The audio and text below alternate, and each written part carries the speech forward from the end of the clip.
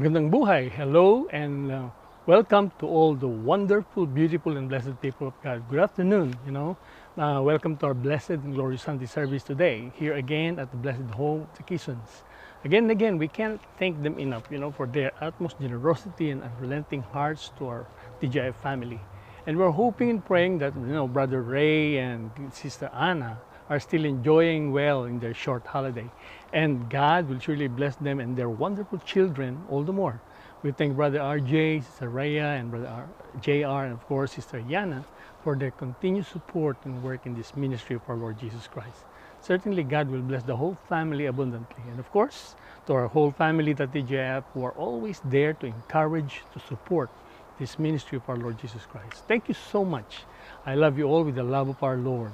God bless our family, the TGIF. And to all our friends and followers of this work of God, we welcome you all and we want you all to know that we consider you all to as family, as part of this TGIF. And thank you so much for all your faith, your trust in this ministry. And God bless you all. And please feel free to comment or ask any questions or bring your concern to us, especially regarding our spirituality. The Bible has all the answers when it comes to life and spirituality. Let us all learn together and grow together in the Lord and in His precious words of truth. Amen? So let's start the blessed service. Let's pray. Hallelujah. Praise the Lord. Ever dear Father, we honor you. We glorify you and our Lord Jesus Christ. And we, your children, are humbly coming to you right now with joy and gratefulness in our whole being, heart, mind, and soul. We are so thankful and grateful indeed for bringing us here again today in this holy place and the blessed home of the Kisons. And God bless them for their continuous generosity and kindness. Brother Ray, Sister Anna, Brother RJ, Brother JR, Sister Rhea, and of course, Princess Yana.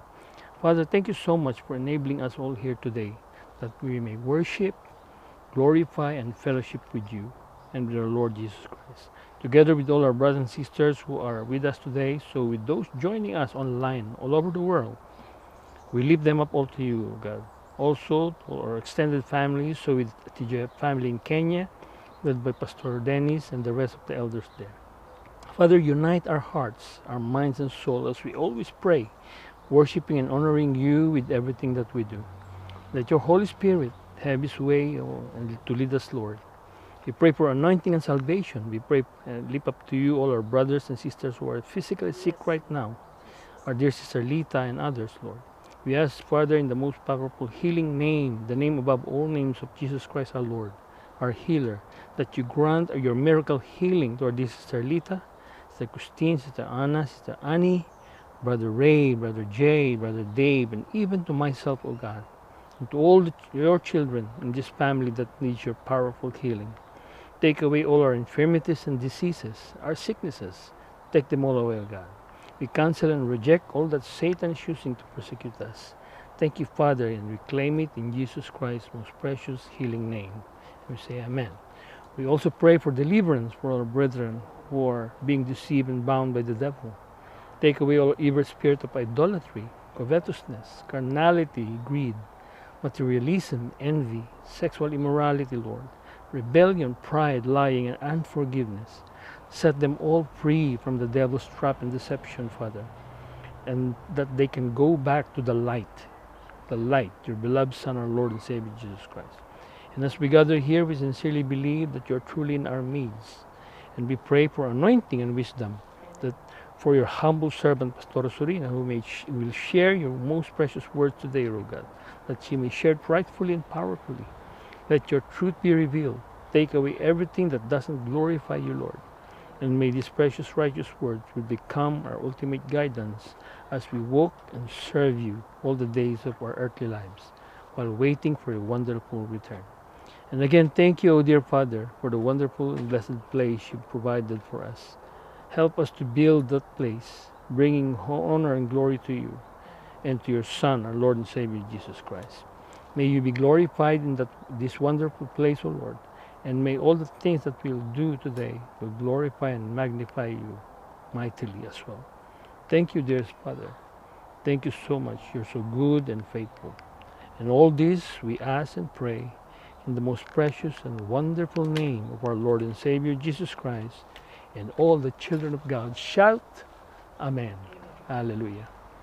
So let's welcome our music team led by our dear brother RJ and the new generation music team of Yana and Sister Johan.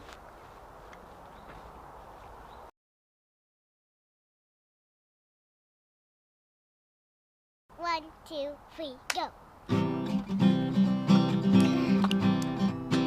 In my Wrestlings and in my doubts, in my failures, you won't walk out. Your great love will lead me through. You are the peace in my troubled sea. You are the peace in my troubled sea. In the silence, you won't let go. In the questions, you choose will hold. Your great love will lead me through. You are the peace in my troubled sea. You are the peace in my troubled sea. My lighthouse, shining in the darkness, I will follow you. Oh, my lighthouse, I will just promise you will carry me safe to shore, safe to shore, safe to shore, safe to shore. Tomorrow brings with each morning and rise and sing. Love will lead me to. You are the peace in my troubled sea. You are the peace in my troubled sea. My lighthouse, shining in the darkness, I'll follow you. Oh, my lighthouse, I'll trust a promise. You'll carry me safe to shore, safe to shore, safe to shore, safe to shore. Far before us, you're the brightest. You will lead us through the storm. Far before us, you're the brightest. You will lead us through the storms. Far before us, you're the brightest. You will lead us through the storms. Far before us, you're the brightest. You will lead us through the storms. My lighthouse, shining in the darkness, I will follow you. Oh, my lighthouse, I have trust and promise. You will carry me safe to shore, safe to shore, safe to shore, safe to shore. High five! Well done, well done, well done. Well done. Say, 1, 2, 3, go!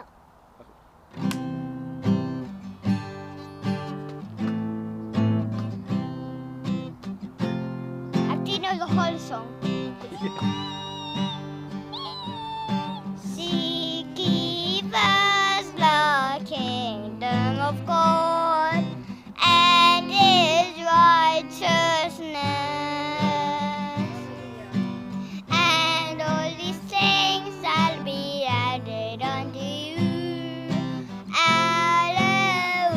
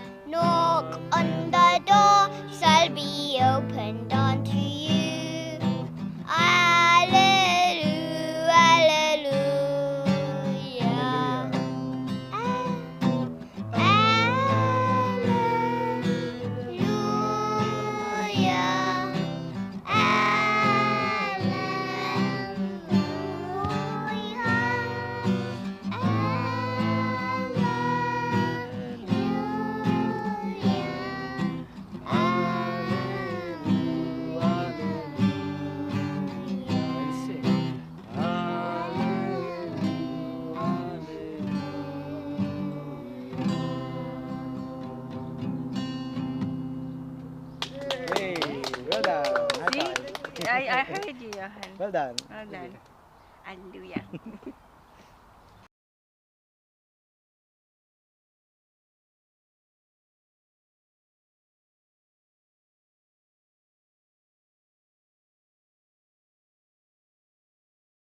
So let's come to our tithes and offerings. The Bible says you're cursed in doing the impossible. Why impossible? Well, when talking about impossibility, it's only God that can do the impossible, isn't it? As nothing is impossible with God. But there's one impossible thing that man truly does. And I should say it's a horrible one. It's against God. And yet he does it either in ignorance, with arrogance, and without fear of God. And what is it? Robbing God. Wow.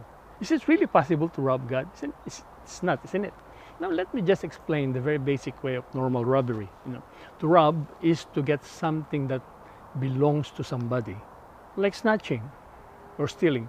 It's also similar, to stealing, but the idea of robbing is that it is normally done without the knowledge of the owner. Now, whether you're hiding it or not, it's really irrelevant because we cannot hide anything from the Lord, isn't it?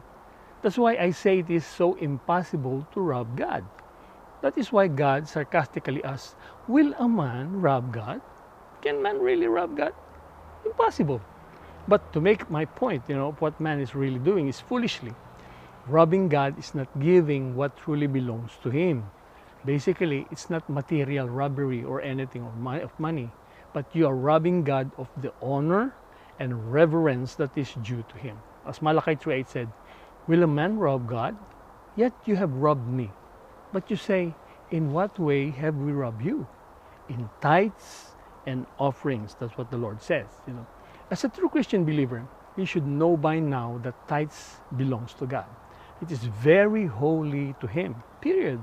Our faithful giving of tithe and offering is pleasing God, bringing him honor and glory that is attached to the obedience that says, you deserve honor and glory, Lord. Leviticus 27:30. And all the tithes of the land, whether of the seed of the land or the fruit of the tree, is of the Lord's, is the Lord's. It is holy to the Lord. You cannot or should not in any way hold it or keep it when the time comes to give it or offer it. Otherwise, you will be guilty of robbing God. So tithe should be given on the proper place and right time. And one may ask, where and when is the right or right place and time? Good question. And God clearly answered this one. And the time for me personally is when you receive your salary or wages or gain or increases. And giving your tithes a priority obviously shows that God is on top of your priority. And he is honored righteously. Malachi 3:10 said, bring all the tithes into the storehouse, that there may be food in my house. And try me now, and this says the Lord of hosts, if I will not open for you the windows of heaven and pour out for you such blessing that there will not be room enough to receive it. Just imagine, for being obedient in tithing, you will have overflowing blessing as a reward. God said to bring the tithes into the storehouse, that there may be food in my house. That is the right place, storehouse. You don't give your tithe anywhere but to your storehouse. And where is it? Obviously, it's your church, where you eat spiritual and physical food, where you belong, where you fellowship with your brethren constantly, your spiritual family. For me, this is your storehouse. I don't know you. You don't give an offering or donation to any church or charities, then say it is your tithe. That's very wrong. That's not your storehouse. If you wanted to donate or give to other churches or charity, then give or offer separately other than your tithe. And this is truly generosity, which the Bible encourages. Because it is, if you use your tithe as a donation even for a good cause, this is not generosity, but you're simply robbing God of honor and reverence, not following what He commanded about your tithing. Remember, not all good things are right. Yes, you have good intentions, but you're robbing God to do your own good intention. Then I say to you, you're sinning big time to the Lord. And surely, you are cursed if you continue with this wrong, sinful way.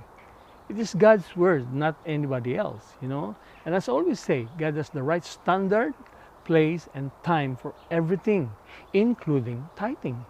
And if you are not doing it accordingly, you're simply robbing Him and sinning in Him big time.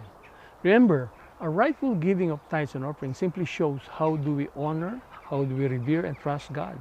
There's no better way to honor and glorify Him but to give what is due to Him willingly and faithfully, rightfully. Again, it's not about your money being given, but it is your trust and obedience that God is looking for. And believe me, if you cannot trust, honor, and glorify God simply by faithful giving of your little tithe, that also belongs to Him, then how can you honor Him with everything, anything bigger? Luke 16:10-12 said, "He who is faithful in what is least is faithful also in much, and he who is unjust in what is least is unjust also in much." Therefore, if you have not been faithful in the unrighteous mammon, who will commit to your trust the true riches? And if you have not been faithful in what is unjust man, who will give you what is your own? Then what happens if I'm guilty of this act? You may ask, dishonoring God. Well, whether you believe me or not, this is a very horrible, wicked act against God that even the Israelites are so guilty of. And God told them that in order for them to be able to return to God is to stop robbing Him and to bring their tithes in God's storehouse. And what does the Bible say in Malachi 3:9? "You are cursed with a curse, for you have robbed me, even this whole nation." Can you imagine God saying you are cursed? And how can you recover with the curse of God unless you put things right? This is very true. I can say that probably that the majority of the world is so guilty of this horrible act because before God. Almost the whole world is robbing God because most people of the world don't know or don't believe in tithing. And sadly, even a lot of Christians who are carnal, materialistic, greedy, and this is one of the great reasons why only a few will make it to heaven, believe me. Why many Christians will be rejected, like Cain, simply because they're not doing what is right with their tithes and offerings, giving to God the honor, the glory due to Him. Simply.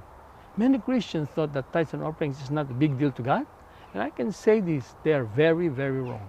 So let me tell you to all Christians all over the world who believe in God and our Lord Jesus Christ that if you cannot honor, revere, and trust God with your tithe, with your small tithe and offerings rightfully and faithfully, then there's no way that you can glorify and honor Him in anything bigger. This is the best way and place to start, honoring and trusting God truly and rightfully. Surely nobody wants to be cursed, isn't it? Then do what is right. Bring your tithes into the storehouse and receive God's promise of overflowing blessing and total protection for your obedience. Malachi 3:11-12 said, "And try me now in this, says the Lord of hosts, if I will not open for you the windows of heaven and pour out for you such blessing that there will not be room enough to receive it." And the protection, look at it. "And I will rebuke the devourer for your sake." Who's the devourer? Satan. "So that he will not destroy the fruit of your ground." Total protection. "Nor shall the vine fail to bear fruit for you in the field," and continuous overflowing provision, says the Lord of hosts. "And all the nations will call you blessed, for you will be a delightful land, says the Lord of hosts." Where can you go wrong with following God's precious words, dear brethren? God is faithful and true. You will surely receive the promised blessing as you faithfully obey. God bless you all the more as you rightfully give and honor God. Let's pray. Father, thank you for everything, God, that you've given us, the provisions, the continuous blessing of God, the overflowing blessing and protection of God. And bless all those, your faithful believers, trust, and your faithful givers, oh God, who believes in the principle of your tithing, Father. Bless them all the more, and may the money that will be collected will be only used for the furtherance of your kingdom and for the needs of your people. Thank you. God bless you all. So let's fasten your seatbelt and let's hear the precious words of the Lord from your humble servant, our Pastor Rosalino.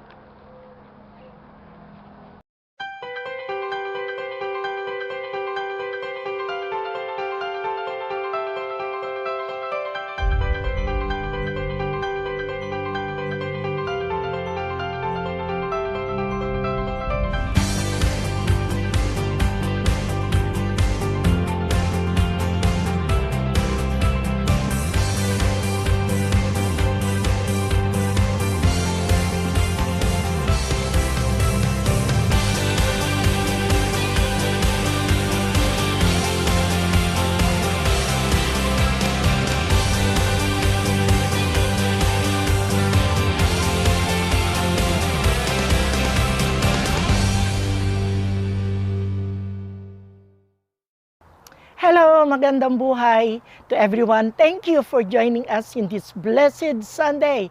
For me, Sabbath day is the most important day of the week. This is the day that we meet our fellow believers for fellowship and hear the Word of God. The Word of God that changes the direction of our lives and give us a meaningful purpose. As always, greetings to our faithful listeners and followers in this channel. God will bless you more as we learn and exalt the Lord in His promise as He will draw all men unto us. Please like, subscribe, and share His words. This will help us and inspire us to do more and to share the Word of God to those who are listening, who are willing to listen and save thousands of lives. So before I begin with our service, I ask you to pray with me. Father God, Lord, thank you for today. Help us to learn from you today. Give us wisdom and knowledge that comes from you.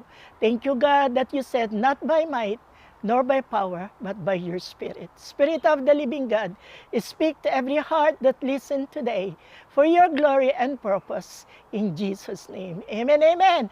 So today, I titled the message today, Knowing Your Purpose in Life. The day that we become adult, we automatically ask ourselves, what is our life purpose in this earth? As true lovers of Christ, your life purpose in this earth is to be a witness for Jesus Christ in this chaotic world. When God created human being, He had a purpose, and He had a purpose in mind in this dying world, so that we represent Jesus Christ, the Son of the living God. The person should know Him as a Savior and have a personal relationship continuously to encounter His presence in his life. We must be born again in water and in spirit. The Spirit that will fill our heart and proudly be a continuous witness for Him. One of the greatest barriers for Christians to witness is rejection. Christ also suffered rejection. He was rejected like we do. The Bible says at John 1:11, He came to His own, and His own did not receive Him. So He knows the feeling of being rejected.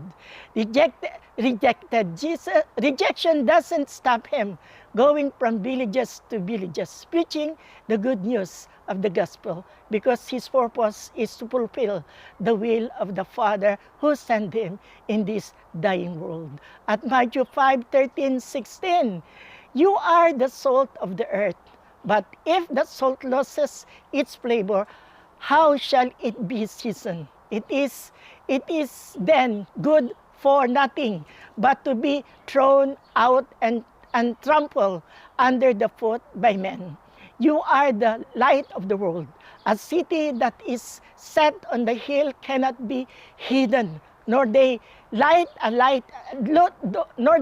lamp and put it under the basket, but on the lamp stand, and it gives light to all who are in the house. Let your light shine before men, that they may see your good works and glorify your Father in heaven. Tayo po ang asin ng mundo. The church is the body of Christ. In His absence in this earth, yet we are also warned as the salt. We should never lose our flavor. We should always be on fire for Jesus. We are to display the goodness of God in others, that they may see the goodness and turn to Him and bring Him glory. How do we become the salt and light for other people, and even in our church as we worship? Let your light so shine before men, that they may see the good works and give glory to the Father who is in heaven. How are Jesus' followers be the light of this world? And what kind of behavior should other people see Christian exhibiting? And how might a Christian hide their light? And how Christian live as supposed to be? And how will other respond? What is specific behavior mark a lifestyle of salty, shining Christian? Yan po ang mga tanong. What is the specific behavior mark the lifestyle of salty, shining Christian? As a Christian, our lifestyle are in question by most unbelievers, so we must maintain our integrity, avoiding to be quarrelsome in the members of our body. Is the present before God in His use, but we have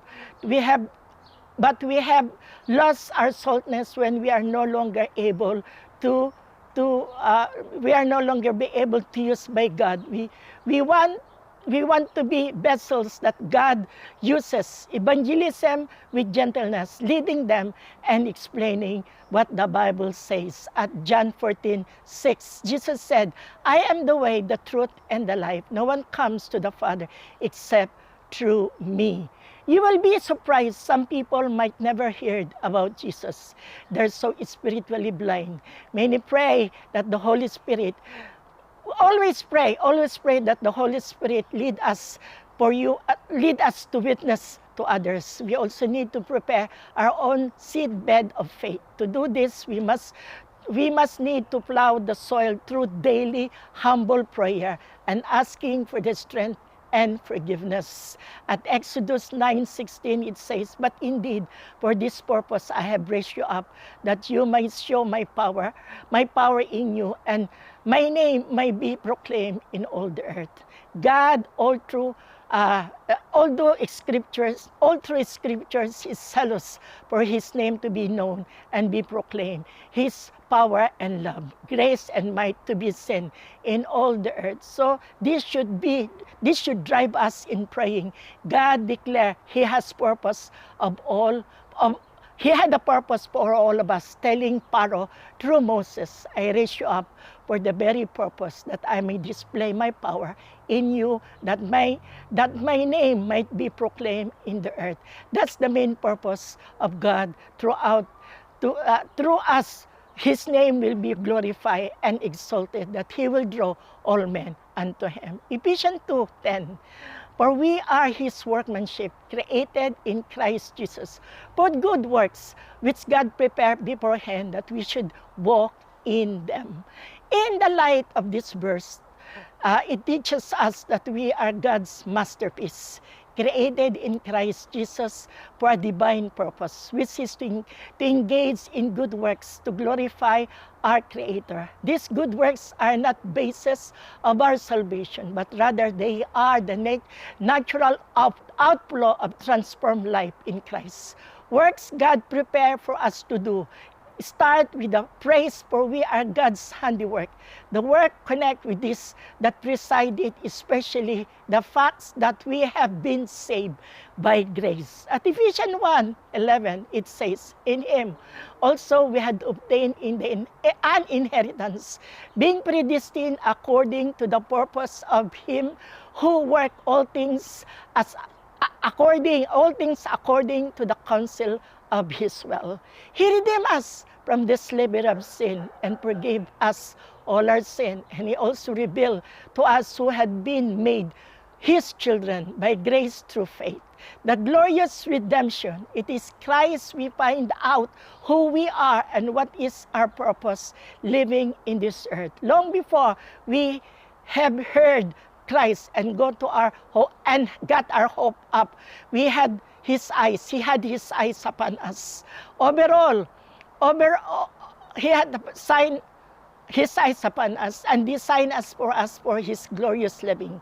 Part of overall purpose He is working out in everything and everyone, being predestined according to the purpose of Him who worked all things according to the counsel of His will. Job 42, verse 2, it reads, I know that you can do everything, that no purpose of yours can be withheld from you. Therefore, God can do everything. Anything less than this would make Him less than God. But our God is truly God. He is able. Job declared His timeless truth when he said that God is able to do everything according to his purpose and will. Job was aware as never before that God had all power and all wisdom. This resulted in an attitude of awe and submission. He saw that it was foolish for him to question God in his action. There are moments in our lives that we are not able to understand what is going on in trials that we are facing. We don't need to know it all. We just need to trust and obey.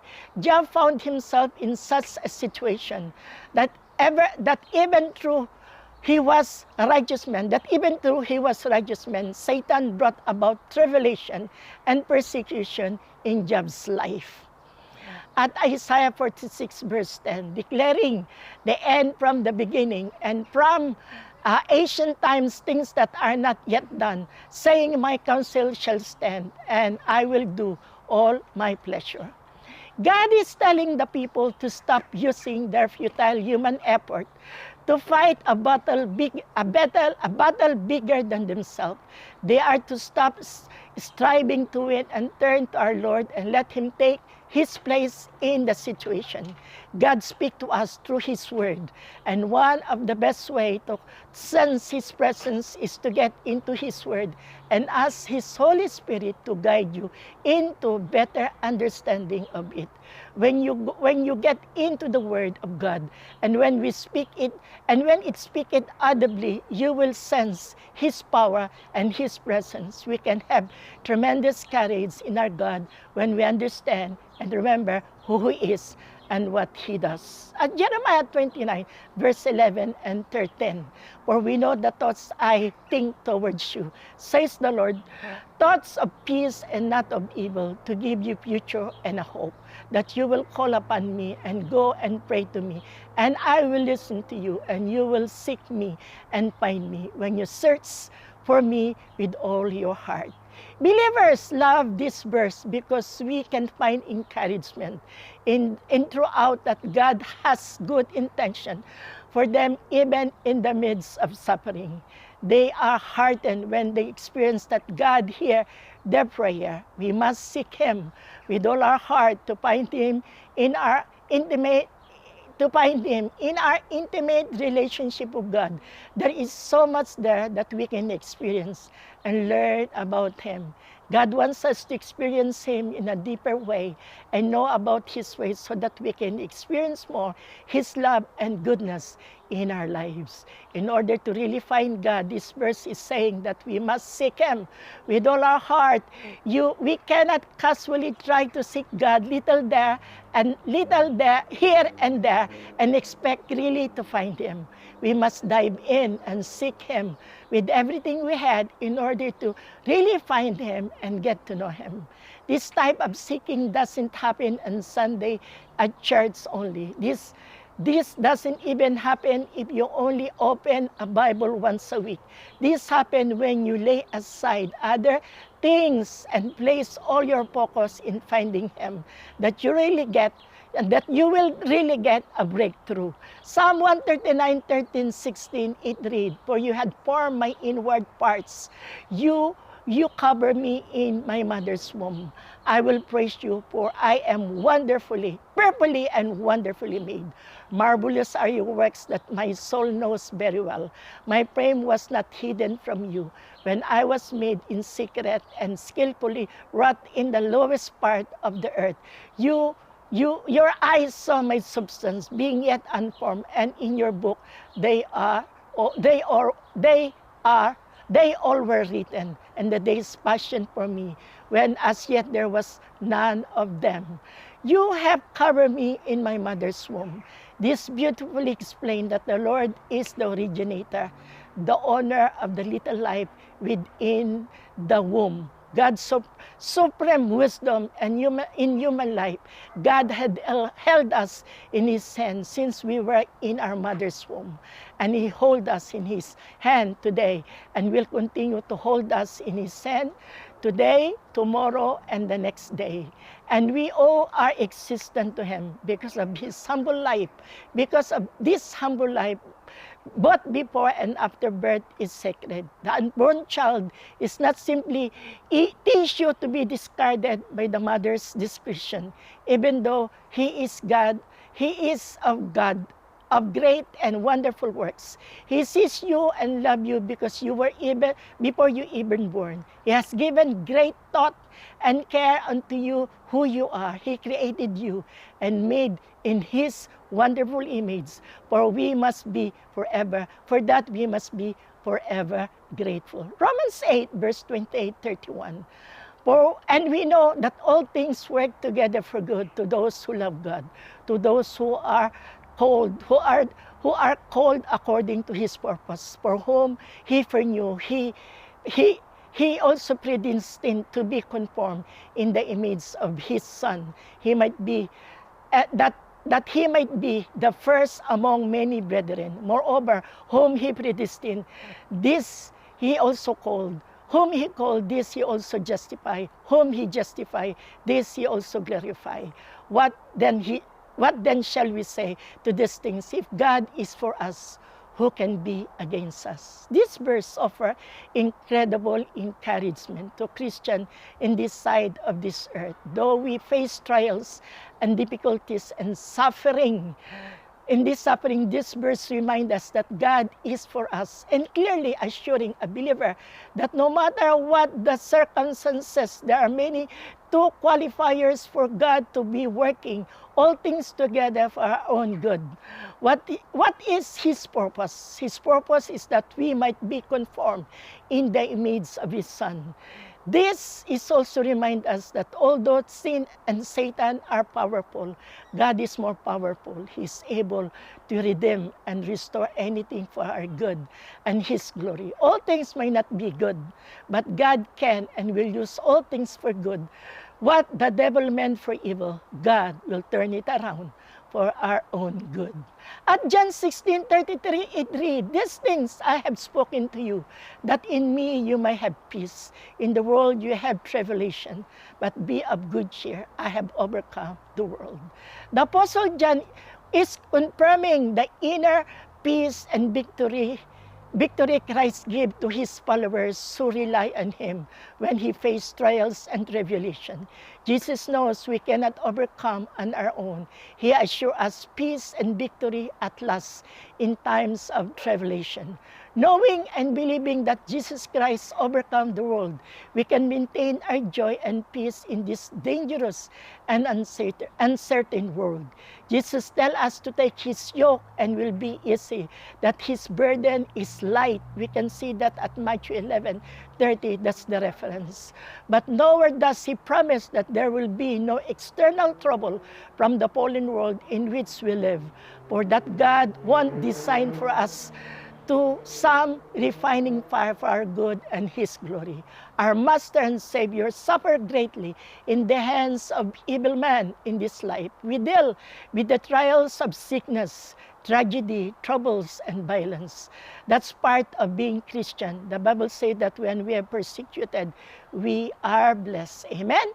Ephesians 2, verse 12-13. Therefore, my beloved, as you have always obeyed, not in my absence only, but now much more in my absence. Not in my present only, but much more now. Much more in my absent work. Work out your salvation with fear and trembling, for it is God who works in you, both to will and to do for his good pleasure. The Apostle Paul is instructing Christians how to live their lives in a manner worthy of the gospel of Christ. His desire for them is to have unity, being in the same mind, same love, same attitude. This unity will only occur when we do nothing from selfish ambition or conceit and looking for others' goodness. The example of Christian, the example of Christ is given to those Christians so that they can see what a humble, self-sacrificing life looks like.